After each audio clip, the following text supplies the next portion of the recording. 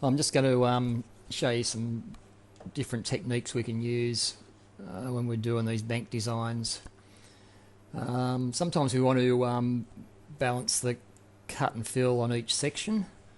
So if you want to do that, one option is to vary the batters as you go along the design. Well, we've got some smart batters we've implemented. So if you go into sections, and normally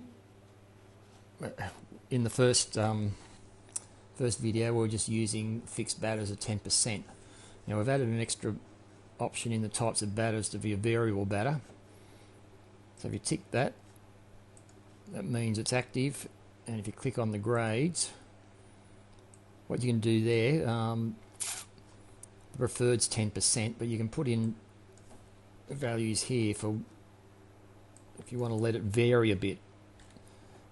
So what it does, it lets the program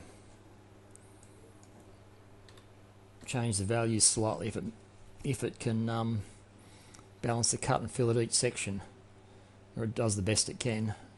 And we can do the other side. They don't have to be the same, so they can be, we'll accept those values. So now click OK and recalculate.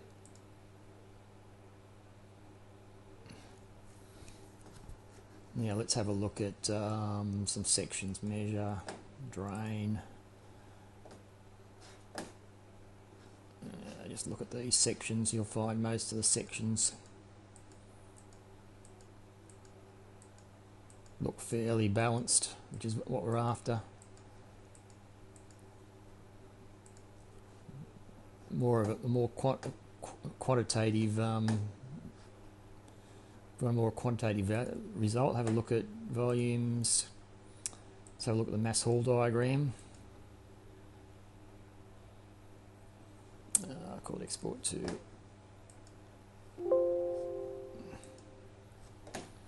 And let's drag this back on.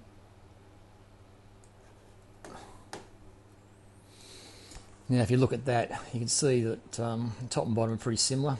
If you look at the bottom, you see there's a second line there.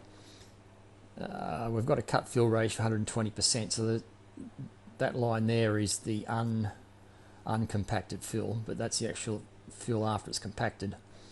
So if you looked at the top line and the bottom line there, they should be pretty similar all the way along. Some sections we can't balance, so that's why you know this purple line's not straight along the middle. Even so, just remember this purple line's scaled, so it reaches the limits of this box, so it'll never lie along the line. There could be a few outliers. Okay, let's take that back.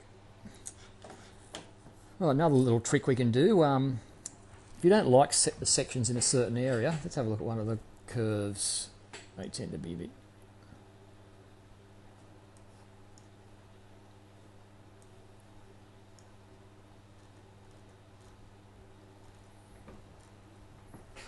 So we wanted more of a smoother curve around there. What these sections will also intersect with stop banks. So if you click on the banks directory and click on insert stop. So let's have a look here. Let's just smooth this off here.